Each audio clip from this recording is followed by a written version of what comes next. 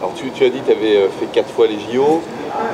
Je ne vais pas dire que ce sera ton grand regret de ne pas avoir fait médaille, mais en même temps... Il n'y a que ça qui compte, hein, la médaille au JO. Hein, on peut dire, ah oui, il a joué 5 fois médaille, il a eu combien de médailles? 0. Ah ouais, il est bon, tu vois, oui, forcément. Mais tu as 3 médailles mondiales. Ouais. C'est pas rien. Quand on regarde le palmarès, 3 médailles mondiales, c'est... 4, non? Avec les 2 par équipe et 2 doubles, non? Il y a du double, 95 et 97. 95 et 97, on fait aussi médaille de bronze en double. Manchester en 97. Et 95 en bronze par équipe et 97. Allez les gars, si on a 4 médailles, vous nous en squeezez une, ça devient dur. Hein. Alors je reformule la question, pas de médaille olympique, ouais. Certes, mais 4 médailles mondiales. Ouais. Je te demande pas d'échanger, mais en même temps, ça fait 4 médailles mondiales, c'est énorme. Ah ben c'est... Voilà, c'est surtout quand tu regardes aujourd'hui, tu regardes les tableaux, tu dis putain, il faut aller tirailler une médaille là-dedans, c'est pas évident du tout quoi. Encore une fois, je pense que les Japonais étaient pas inexistants, mais beaucoup moins forts qu'aujourd'hui. Les Coréens étaient solides, mais ils étaient moins nombreux qu'aujourd'hui. Les Chinois, c'est pareil. Donc c'est vraiment, il n'y avait pas Singapour à l'époque, il n'y avait pas Hong Kong, il n'y avait pas, tu vois. Là, c'est vraiment très très dur aujourd'hui. Sans te parler de la peur du vide, évidemment, dans 10 ans, tu seras plus. Ah bah ça c'est sûr, ça. Voilà. Mais du coup, ta vie depuis 20 ans, et même avant, bien sûr, mais en tout cas ta vie d'homme, elle est rythmée par ces grands rendez-vous mondiaux, ouais. on retrouve les amis, on retrouve des figures, etc. Tu arrives à te projeter sans ça? Ouais, non, mais c'est certain que l'avenir, forcément, t'y penses. Dans notre sport, en fait, tu as le temps d'y penser longtemps parce que ce genre de questions-là, je l'ai depuis que j'ai 30 ans à peu près. Tu vois, donc ça fait 10 ans un petit peu qu'on en parle, etc. Et moi, j'ai envie de rester dans le milieu du ping parce que je connais tout le monde me connaît, j'ai mes entrées un peu partout. Je m'y connais super bien en ping, forcément. Et donc, j'ai envie à mon tour de faire profiter de mon expérience. Alors, c'est pas forcément de l'entraînement, ça peut être de l'entraînement, ça peut être du coaching, ça peut être du managing, ça peut être, je sais pas. Après, je vais voir si on m'offre des opportunités. Ce sera peut-être dans le commerce. Ma future femme travaille dans une grande boîte de tennis de table. Donc, pourquoi pas leur filer un coup de main à eux aussi, ça me dit bien aussi. Donc voilà, j'ai plusieurs pistes comme ça. Mais le truc, c'est que tant que tu es en activité, tu n'as pas vraiment d'offres concrètes. Toi. On dira, ouais, bah écoute, je viendrai te voir quand tu arrêteras de jouer. Ou, pour l'instant, je joue et puis voilà, quoi, je suis heureux comme ça. Tu joues? Cette longévité de 2 décennies, tu n'aurais pas pu l'imaginer à Chiba. Et tu peux l'expliquer? Il y a un secret à ça ou... Écoute, je sais pas. Moi, je crois que l'envie, ça fait vachement quand même. Hein. Parce que, effectivement... Alors, un mec comme Philou, il n'a pas eu de chance, il s'est pété tibia péroné. L'année d'après, il a le dos en vrac, il se fait opérer. Et c'était en 2004 ou je sais pas quoi, il a encore mal aujourd'hui. Donc, si le corps, il veut plus, quoi.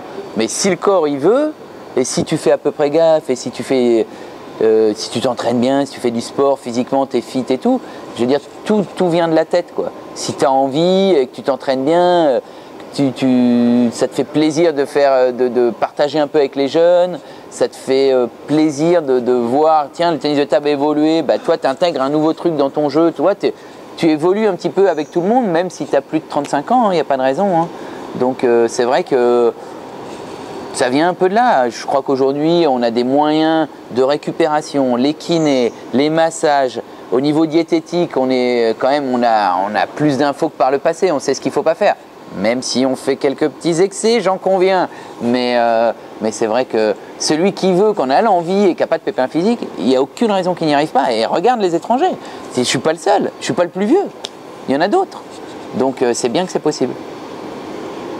Au-delà de l'envie du physique et tout, il y a un aspect qui est plus troublant, c'est l'aspect technique. C'est-à-dire que ça veut dire qu'aujourd'hui, tu es au moins aussi fort qu'il y a 10 ans et certainement qu'il y a 20 ans. Et ça, c'est plus troublant et plus complexe. Moi, je le dis souvent, je pense que techniquement, je suis plus fort aujourd'hui que quand j'étais 11 mondial.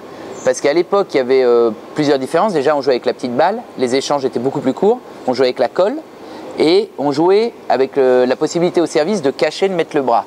J'ai gagné des matchs, j'étais un très bon serveur, je suis toujours un bon serveur, mais à l'époque, j'ai gagné des matchs entiers en jouant pas plus de 2 échanges, quoi.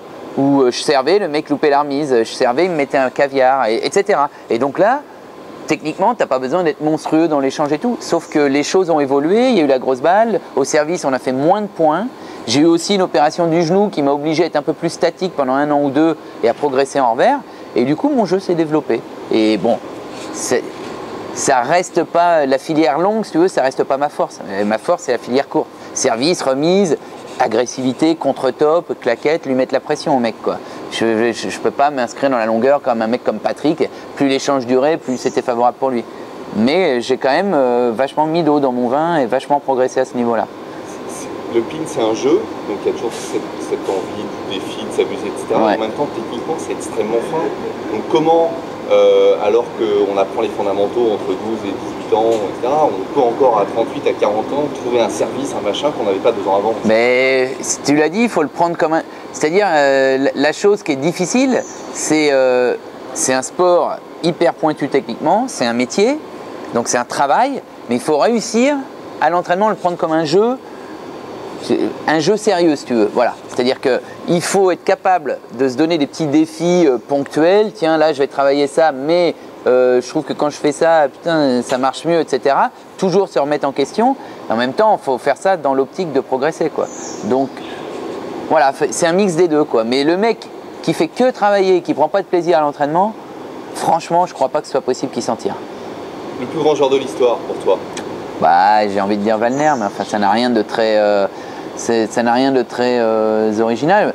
Bah, il y a quelques Chinois quand même. Bon, déjà, ils sont pas européens, donc on les voit moins parce qu'on les voit que tous les, surtout avant. Mais il y avait quelques joueurs quand même à l'époque comme Kong. J'ai envie de dire que Kong quand même. Même si Hugo Liang, il a un palmarès incroyable, même si, à mon sens, dans le jeu, c'était loin d'être un des meilleurs. Mais encore une fois, service remise, c'était le meilleur et de loin. Il y a Wang Liqing quand même, qui est super bizarre parce que c'est un mec, si tu me demandes quel chinois tu veux jouer, je vais te dire tout de suite Wang Liqing. Je le trouve plus abordable que les autres, notamment sur les Européens. Par contre, entre Chinois, il a souvent fait la loi, il a 3 titres mondiaux, un truc, je me demande si c'est pas le record ou quoi. Bon, et puis aujourd'hui, il y a Timo aussi. Timo, pour moi, il a un don incroyable. Je crois que c'est un mec, bon, après je sais pas s'il entendra ça, mais à qui il manque un peu de niaque. Voilà. S'il avait été chinois, il aurait déjà été 2 fois champion olympique et 2 fois champion du monde, je pense. Parce qu'à mon avis, il ne s'entraîne pas assez. De ce que j'ai entendu, alors peut-être je ne connais pas la vérité, mais je pense que quand tu as un don pareil et que tu domines tellement l'Europe, peut-être que des fois tu as du mal à te pousser pour aller chercher les meilleurs Chinois. Et on voit souvent sur les forums, le numéro 1 mondial, il ne bat jamais les meilleurs Chinois dans les grandes compètes. C'est vrai. Pour moi, c'est pas le numéro 1 mondial, Timo. Parce que dans les grandes compètes, il n'a jamais fait médaille. Et tu ne peux pas être numéro 1 mondial si tu n'as jamais fait médaille au monde ou aux Jeux. Pour moi. Voilà. On a oublié de te poser des questions ou pas? Ah ben je sais pas, qu'est-ce que tu veux me demander